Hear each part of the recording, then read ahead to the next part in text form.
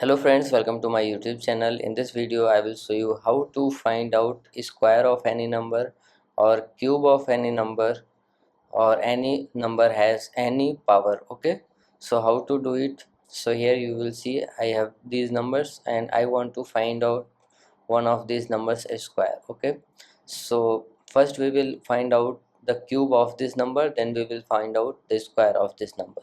So okay, so to find out, here you have to type equal to, then you will see this symbol, okay, on your keyboard, and then you have to write 3. Okay, so this is the cube of that number. Okay, now if you want to find out the square of that number, equals to, then that number, then that symbol, okay, this symbol, and then 2. Okay, so like this you can find out 2, you can write 2, 3, 4, 5, whichever you want. So like this you can find out the square and cube of that number.